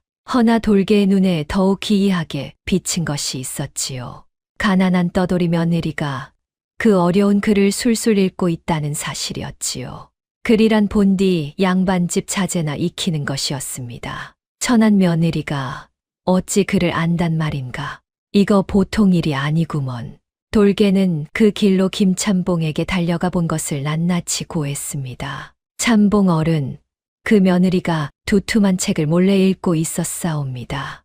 물고기 그림이 그득한 책인데 거기 비법이 든 게 분명하옵니다. 게다가 그것이 어려운 글을 다 읽으니 보통 며느리가 아니옵니다. 그 말을 듣는 김찬봉의 눈이 번쩍 뜨였지요. 무언가 짚히는 데가 있는 듯 천천히 턱을 쓰다듬었지요. 글을 읽는 며느리라 떠돌이 주제에 글을 안다. 김찬봉의 머릿속에 오래전 기억 하나가 어렴풋이 스쳤습니다. 명태를 말려 백성을 살리던 글 읽는 어느 선비의 얼굴이었습니다. 설마 아니다. 그럴 리가 없지. 허나 한 번인 의심은 쉬 가라앉지 않았지요. 그 책만 손에 넣으면 명태 비법이 고스란히 내 것이 된다. 게다가 그 며느리의 정체에도 필시 구린 구석이 있을 게야. 돌개야, 그 며느리가 어디서 흘러왔는지 뿌리를 샅샅이 캐 오너라. 김찬봉은 음흉한 계략을 차근차근 꾸미기 시작했습니다. 분이를 올가맬 그물을 사방으로 던지기 시작한 것입니다. 며칠 후 마을에 이상한 소문이 돌기 시작했습니다. 장신의 며느리가 부정한 방법으로 돈을 번다더라. 멀쩡한 명태를 남몰래 빼돌려 팔아넘긴다지 뭔가. 근거라곤 한 톨도 없는 소문이었습니다. 허나 그 소문은 입에서 입으로 옮겨지며 점점 부풀어 올랐지요. 바로 김찬봉이 돌개를 시켜 은밀히 퍼뜨린 거짓 소문이었지요. 그러고 보니 그 며느리 어디서 굴러왔는지도 모르잖아. 떠돌이 출신이라더니 정체가 영 수상하긴 해. 한 번 의심이 싹 트자 사람들의 마음이 조금씩 흔들렸습니다. 그토록 분이를 따르던 인심이 헛소문 앞에 갈라지기 시작한 것입니다. 뿐만이 아니었습니다. 김찬봉은 분이에게 명태를 받아가던 큰 객주를 은밀히 찾아갔습니다. 그 장신의 며느리 물건 앞으로는 더 받지 마시오. 내 말을 안 들으면 이 고을에서 장사하기 어려울 줄 아시오. 명태 장사를 손에 쥔 김참봉의 협박에 객주는 그만 난처해졌지요. 하지만 그 댁 물건이 워낙 상품이라. 상품은 무슨, 내가 더 싼 값에 대줄 터이니 내 것을 받으란 말이오. 김참봉은 분위를 떠받치던 동맹마저 끊어놓으려 했습니다. 분위를 따르던 사람들을 하나씩 떼어놓으려는 속셈이었지요. 사방에서 분위를 옥죄는 그물이 서서히 조여들고 있었습니다. 분위도 차츰 마을 분위기가 달라진 것을 느꼈습니다. 다정하던 이웃들이 슬그머니 눈길을 피하기 시작했지요. 명태를 받아가던 객주의 발길도 눈에 띄게 뜸해졌지요. 무언가 이상하다. 누군가 뒤에서 이를 꾸미고 있구나. 분이의 가슴에 서늘한 불안이 스쳤습니다. 그날 저녁 봉구 영감이 조용히 장신애를 찾아왔습니다. 세대, 내 진작 일렀지요. 살쾡이가 발톱을 드러낼 거라고 김참봉이 뒤에서 헛소문을 퍼뜨리고 있소. 부디 몸 조심하시오. 분이는 그 말에 입술을 깨물었지요. 허나 이것이 김참봉이 휘두를 칼의 시작에 불과할 줄은 아직 몰랐습니다. 그날 밤 장신의 식구들이 호롱불 아래 모여 앉았습니다. 새아가, 마을에 도는 그 흉흉한 소문 들었느냐? 곰실댁이 근심 가득한 얼굴로 물었지요. 우리가 명태를 빼돌려 판다느니 별 해괴한 말이 다 도니원. 가만히 두면 애써 쌓은 믿음이 죄다 무너질 판이다. 분이는 차분히 시어머니를 다독였습니다. 어머니, 거짓은 오래가지 못하옵니다. 우리가 떳떳하기만 하면 헛소문은 제풀에 사그라들 것이옵니다. 허나 그 말과 달리 분이의 속은 까맣게 타들어갔습니다. 누군가 작정하고 자신을 무너뜨리려 한다는 것을 직감했으니까요. 이튿날 분이가 우물가에 나갔을 때였습니다. 지난날 가깝게 지내던 아낙 하나가 슬그머니 등을 돌렸습니다. 새댁, 미안하지만 당분간 우리 집엔 발걸음을 말아주게. 공연히 입길에 오르내리고 싶지 않아 그러네. 분이는 그 말에 가슴이 철렁 내려앉았지요. 그때 곱단내가 물동이를 이고 달려와 그 안악을 나무랐습니다. 이 사람아, 새댁이 우리 마을에 베푼 게 얼만데 그러나 헛소문에 놀아나 은인을 등지면 그게 사람 도리요?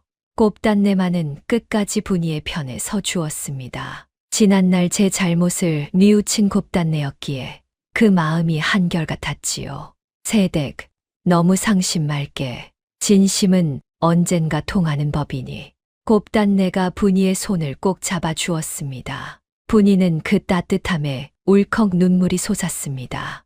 온 마을이 등을 돌리는 와중에도 제 진심을 알아주는 이가 있었던 것입니다. 허나 김참봉의 칼은 그런 적마저 베어버릴 만큼 모질었습니다.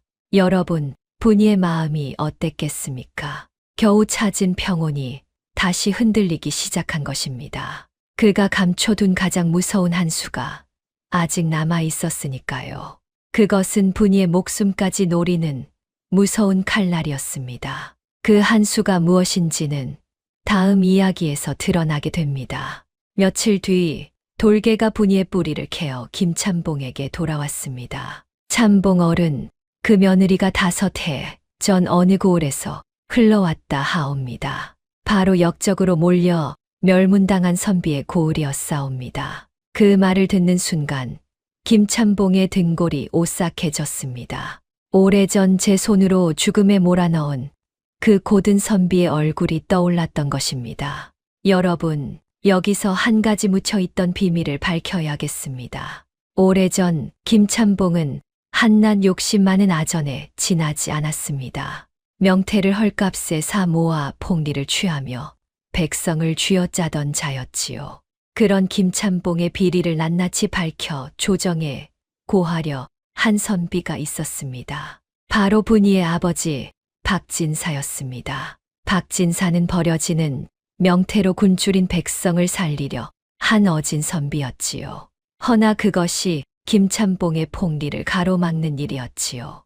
다급해진 김참봉은 거짓 문서를 꾸며 박진사를 역적으로 모함했습니다. 고든 선비는 그렇게 누명을 쓰고 죽었고 집안은 풍비박산이 났습니다. 그 죄악의 피눈물 위에 김참봉은 오늘의 부와 권세를 쌓아 올린 것입니다. 그 며느리가 박진사의 핏줄이란 말이지.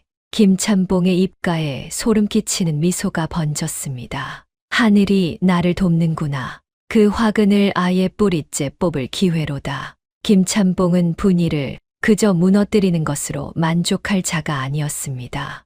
역적의 딸이라는 죄를 씌워 목숨까지 끊어놓으려 한 것입니다.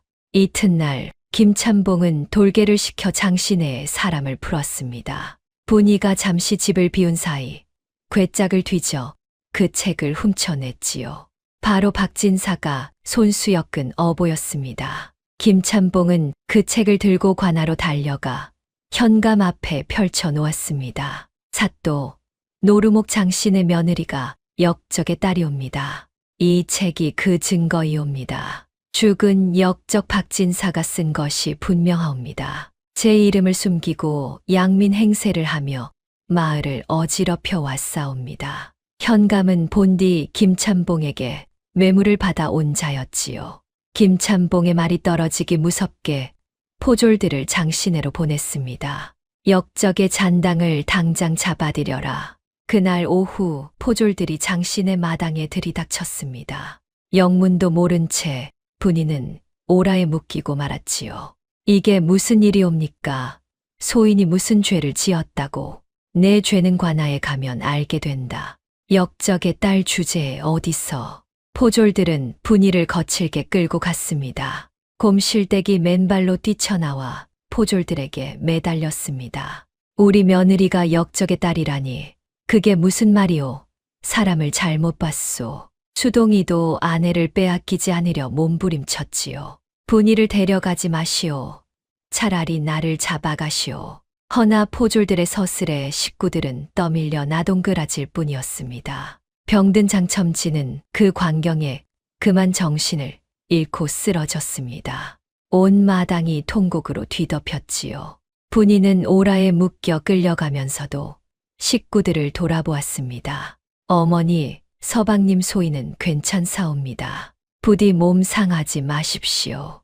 그 의연한 한마디가 식구들의 가슴을 더욱 미어지게 했습니다. 분이가 끌려가던 길목에는 마을 사람들이 모여 수군거렸지요. 세상에 그 며느리가 역적의 딸이었다니. 그러게 떠돌이가 글을 읽는 게 어쩐지 수상하더라니. 김참봉이 퍼뜨린 소문에 흔들리던 사람들이 등을 돌렸습니다.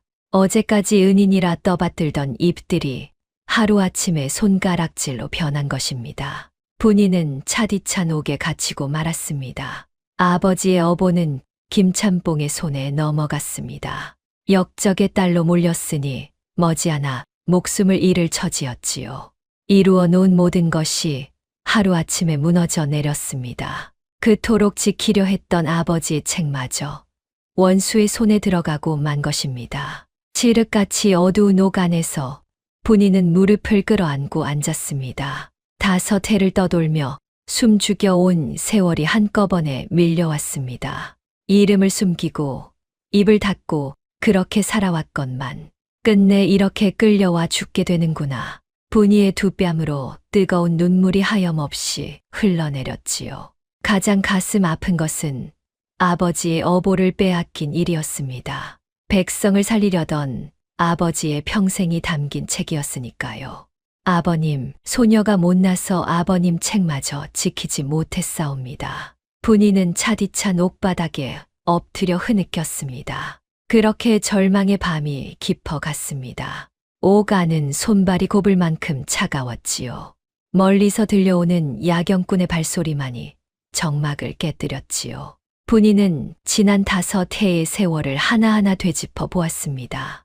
이름을 버리고 정을 끊고 그저 살아남기 위해 숨죽여 온 날들이었습니다. 이렇게 끝나려고 그 모진 세월을 견뎌온 것이던가. 서러움이 북받쳐 올라 분이는 한참을 소리 죽여 울었지요. 허나 울다 지친 끝에 문득 한 가지 생각이 가슴을 스쳤습니다. 이대로 죽으면 아버지의 누명은 영영 벗겨지지 않을 터였습니다. 김참봉의 죄악도 영원히 어둠 속에 묻혀버릴 것이었지요. 아니다. 이렇게 주저앉을 수는 없다. 얼마나 울었을까요? 분이는 까무룩 잠이 들었습니다. 그런데 꿈속에서 돌아가신 아버지가 환히 웃으며 다가왔습니다. 아버지의 손에는 노릇하게 잘 마른 명태 한 마리가 들려 있었지요. 설이나 이것을 거두어라. 버려진 것을 거두면 사람을 살린다. 내 아비의 뜻은 죽지 않았느니라. 내가 그것을 이미 증명하지 않았느냐. 분이는 화들짝 잠에서 깨었습니다. 아버지의 목소리가 아직도 귓가에 생생했습니다. 그 순간 오래전 아버지가 들려준 그 말씀이 가슴을 울렸지요. 사람의 가치는 태어남이 아니라 살아감에 있느니라. 드디어 분이는 그 말의 참뜻을 온전히 깨달았습니다. 그렇구나. 나는 역적의 딸로 죽을 것이 아니다. 아버님이 어떻게 사셨는지, 내가 무엇을 했는지로 말하면 되는 것이다. 숨어서 죽느니 진실을 밝혀 아버님의 누명을 벗기리라. 분이의 눈빛이 어둠 속에서 다시 또렷하게 빛나기 시작했습니다. 절망의 바닥에서 분이는 마침내 다시 일어선 것입니다. 한편 분이가 끌려갔다는 소식은 봉구 영감의 귀에도 들어갔습니다. 역적 박진사의 딸이라는 말에 봉구 영감은 그 자리에 얼어붙었습니다. 역적 박진사라니, 그분은 역적이 아니었어. 누명을 쓴 것이야. 봉구 영감의 두 눈에서 굵은 눈물이 흘러내렸지요. 오래도록 가슴에 묻어두었던 진실이 마침내 터져 나오려 하고 있었습니다. 봉구 영감은 그 길로 장시내로 달려갔습니다. 정신을 차린 장첨지와 수동이 앞에서 영감은 무릎을 꿇었지요. 내 이제껏 겁이 나 입을 다물어 왔소. 허나 더는 그럴 수 없소. 오래전 나는 김참봉이 박진사 어른을 모함하는 것을 두 눈으로 보았소. 분이 세댁은 바로 그 박진사 어른의 따님이요. 그 말에 온 식구가 소스라치게 놀랐습니다. 그게 정말이요? 영감이 그것을 다 보았단 말이요? 보았다마다 거짓 문서를 꾸미는 그 현장을 이 눈으로 똑똑히 보았소. 내가 증인으로 나서면 박진사 어른의 누명도 벗길 수 있소. 봉구 영감의 목소리에는 비장한 결의가 서려 있었습니다. 바로 그때 뜻밖의 손님이 장시내를 찾아왔지요. 다름 아닌 김참봉의 하수인 돌개였습니다. 돌개는 고개를 푹 숙인 채 떨리는 목소리로 입을 열었습니다. 제가 잘못했사옵니다. 더는 양심을 속일 수가 없사옵니다. 모진 일을 거들어 오던 돌개의 마음에 마침내 죄책감이 싹 튼 것입니다. 세댁은 마을을 살린 은인인데 저는 그분을 모함하는 일을 거들었사옵니다. 참봉 어른이 어보를 훔치고 거짓 소문을 퍼뜨린 일, 제가 다 아옵니다. 제가 증언하겠사옵니다. 그동안의 죄 조금이나마 씻고 싶사옵니다. 봉구 영감과 돌개 두 증인이 한자리에 모였습니다. 무너졌던 진실이 다시 일어설 발판을 마련한 것입니다. 마침 그 무렵 인근 고을의 암행어사가 내려왔다는 소문이 돌았습니다. 백성을 쥐어짜는 탐관오리를 벌하러 온 어사라 하였지요. 하늘이 무심치 않구나. 어사또께 이 일을 아뢰면 된다. 봉구 영감의 눈에 한 줄기 희망이 비쳤습니다. 드디어 진실을 밝힐 길이 열리기 시작한 것입니다.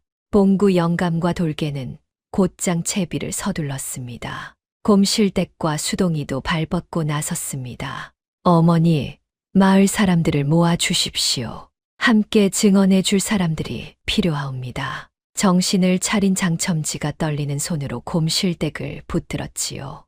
가서 새아가가 베푼 은혜를 잊지 말라 전하시오. 곰실댁은 곱단내와 함께 집집을 돌며 호소했습니다.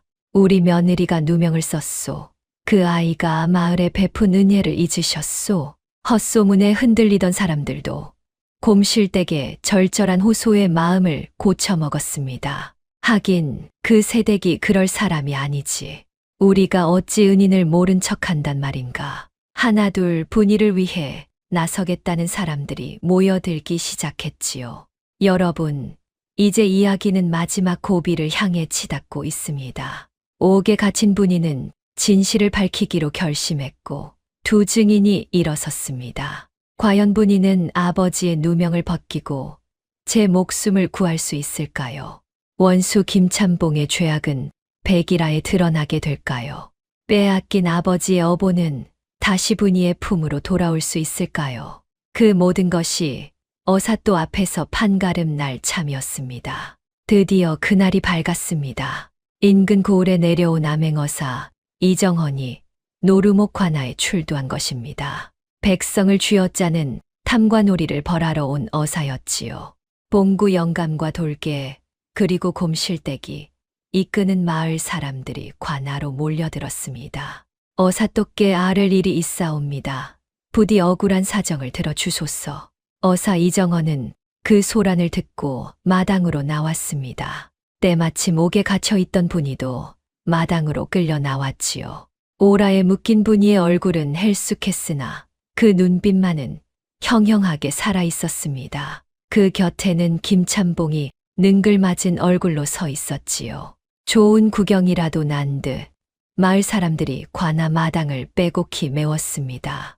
무슨 일로 이리 소란이냐. 차근차근 아뢰어 보아라. 어사가 위엄 있게 묻자 김참봉이 냉큼 나섰습니다. 어사또 저 계집은 역적 박진사의 딸이옵니다.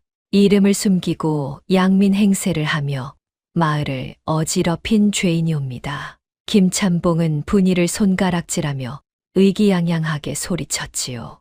역적의 잔당이니 마땅히 국법으로 다스려야 하옵니다. 김참봉은 빼앗은 어보를 증거랍시고 어사 앞에 내밀었습니다. 분이는 그 어보를 보자 가슴이 미어졌지만 입술을 굳게 다물었습니다. 이제 진실을 밝힐 때가 온 것을 알았기 때문입니다. 어사 이정헌은 그 책을 받아들고 한 장 한 장 넘겨보았습니다. 책장에는 물고기 그림과 함께 백성을 살리려는 고든 글이 빼곡했습니다. 어사의 눈빛이 점점 깊어졌지요. 이 책을 쓴 자가 정녕 역적이란 말이냐? 어사가 무겁게 묻자 김참봉이 흠칫하면서도 목소리를 높였습니다. 그렇사옵니다. 역적이 쓴 책이니 역적의 증거가 아니옵니까? 바로 그때였습니다. 아니옵니다. 그분은 역적이 아니라 누명을 쓰고 돌아가신 충신이옵니다. 사람들 틈에서 봉구 영감이 앞으로 나서며 외쳤지요. 어사가 봉구 영감을 향해 고개를 돌렸습니다. 너는 누구이며 무엇을 안다고 그리 말하느냐? 봉구 영감은 어사 앞에 무릎을 꿇고 떨리는 목소리로 아뢰었습니다. 소인은 오래전 박진사 어른의 배를 부리던 늙은 어부이옵니다. 박진사 어른은 버려지는 명태로 굶주린 백성을 살리려 한 어진 선비셨사옵니다. 헌데 그 일이 저 김참봉의 폭리를 가로막자 김참봉이 거짓 문서를 꾸몄사옵니다. 소인이 그 모함의 현장을 이 두 눈으로 똑똑히 보았사옵니다. 그날 밤 김참봉은 거짓 죄목을 적은 문서에 박진사 어른의 도장을 몰래 찍었사옵니다. 그러고는 어른께서 역적과 내통했다는 누명을 뒤집어 씌웠지요. 소인은 무서워 입을 다물었으나 그 죄책감에 평생을 시달려 왔사옵니다. 봉구 영감의 주름진 뺨으로 굵은 눈물이 흘러내렸지요. 이제라도 진실을 밝혀 어른의 한을 풀어드리고 싶었사옵니다. 그 절절한 증언에 마을 사람들이 숙연해졌습니다. 저런 충신을 모함하다니 천벌을 받을 일이로다. 여기저기서 김참봉을 향한 분노의 목소리가 터져 나왔습니다. 마당이 술렁이기 시작했지요. 어사의 눈빛이 날카롭게 김참봉을 향했습니다. 저 저자가 늙어 망령이 들었사옵니다. 어찌 그런 말을 믿으시옵니까? 김참봉이 황급히 손사래를 쳤습니다. 허나 그 목소리는 이미 가늘게 떨리고 있었지요. 이번에는 돌개가 무릎걸음으로 나섰습니다. 어사또 소인이 바로 김참봉의 하수인이옵니다. 참봉이 저 며느리의 어보를 훔치라 시킨 것도 거짓 소문을 퍼뜨린 것도 다 사실이옵니다. 소인이 그 모든 악행을 곁에서 거들어 싸우니 낱낱이 증언하겠사옵니다. 측근이던 돌개마저 등을 돌리자 김참봉의 얼굴이 새파랗게 질렸습니다. 이놈이 주인을 배신하다니. 김참봉이 펄펄 뛰며 돌개에게 삿대질을 했지요. 허나 그럴수록 그의 거짓은 더욱 빤히 드러날 뿐이었지요. 어삿도 저들이 짜고 소인을 모함하는 것이옵니다. 김참봉은 식은땀을 흘리며 발뺌을 했습니다. 증거가 어디 있단 말이옵니까? 한낱 늙은이와 종놈의 말일 뿐이옵니다. 허나 돌개가 품에서 누런 장부 한 권을 꺼내 어사 앞에 바쳤습니다. 김참봉이 백성에게서 헐값에 빼앗은 명태와 곡식을 적은 장부였지요. 이것이 참봉이 백성을 쥐어짠 증거이옵니다. 거짓 소문을 퍼뜨리라 소인에게 내린 분부도 낱낱이 기억하옵니다. 돌개가 막힘없이 죄상을 늘어놓자 김참봉은 입만 벙긋거릴 뿐이었습니다. 이제는 어떤 변명도 통하지 않았습니다. 거짓의 탑이 한순간에 와르르 무너져 내린 것입니다.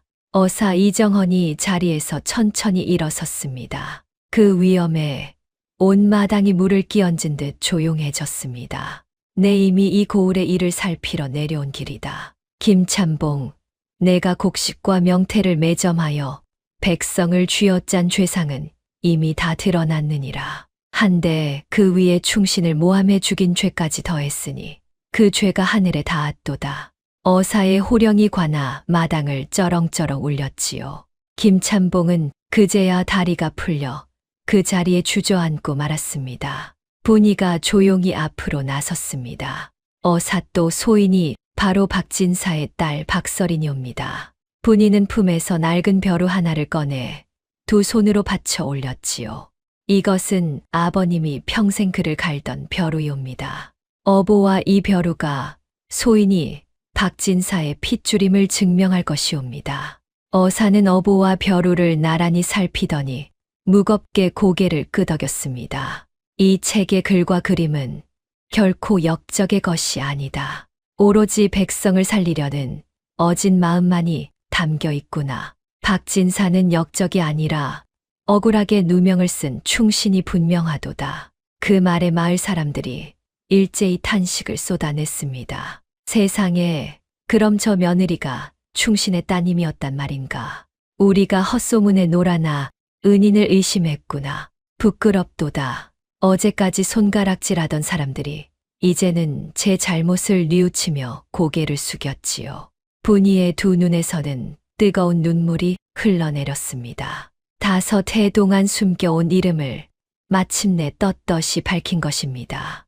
어사 이정헌의 추상 같은 판결이 내려졌습니다. 김참봉은 백성을 쥐어짜고 충신을 모함한 대죄인이라. 가진 재물을 모두 몰수하여 빼앗긴 백성에게 돌려주고 그 몸은 옥에 가두어 엄히 다스리라. 포졸들이 달려들어 김참봉을 오라로 묶었습니다. 한때 마을을 쥐고 흔들던 자가 이제는 죄인이 되어 끌려가는 신세가 된 것입니다. 이럴 수가. 내가 이렇게 무너지다니. 김참봉은 발버둥을 쳤지만 이미 모든 것이 끝난 뒤였습니다. 뇌물을 받아먹던 부패한 현감 또한 함께 벌을 받았습니다. 김참봉의 곳간에 쌓여있던 곡식과 명태는 가난한 백성들에게 골고루 나누어졌지요. 구경하던 사람들은 통쾌함에 너나 할 것 없이 손뼉을 쳤습니다. 옳거니 죄 지은 자가 벌을 받으니 이리 속이 시원할 때가. 하늘이 무심치 않으시구나. 충신의 따님이 누명을 벗었어. 관아 마당은 어느새 기쁨의 함성으로 가득 찼습니다. 어사 이정헌은 분이를 향해 따뜻한 눈길을 보냈지요. 내 아비의 고든 뜻이 딸의 손에서 다시 살아났구나. 박진사의 누명은 내 조정에 올려 반드시 신원토록 하겠노라. 또한 이 어보는 세상에 널리 펴 곤줄인 백성을 살리는 데 쓰도록 하리라. 어사의 말에 분이는 감격하여 큰 절을 올렸습니다. 빼앗겼던 아버지의 어보가 마침내 제자리를 찾은 것입니다. 백성을 살리려던 아버지의 평생이 헛되지 않았음이 온 세상에 드러난 순간이었습니다. 어사는 마을 사람들을 둘러보며 한마디를 더했습니다. 이 며느리가 버려지는 명태로 온 마을을 살린 일은 내 이미 들어 알고 있노라. 제 한 몸 잘 되자 함이 아니라 이웃과 더불어 살고자 한 그 마음이 참으로 귀하도다. 그 말에 마을 사람들은 부끄러움과 감격에 차마 고개를 들지 못했지요. 세대, 우리가 잘못했네. 부디 우리를 용서해 주게. 곱단 내가 앞장서 분이의 손을 잡고 눈물을 글썽였습니다. 분이는 그 손을 마주 잡으며 따뜻하게 웃었습니다. 지나간 일이옵니다. 다 함께 잘 살면 그뿐이지요. 원망도 미움도 없는 그 너른 마음에 사람들은 더욱 고개를 숙였지요. 관아 마당은 어느새 화해와 감동의 눈물로 젖어들었습니다. 분이는 그 길로 풀려나 집으로 돌아왔습니다. 곰실대기 버선발로 달려 나와 며느리를 끌어안았지요.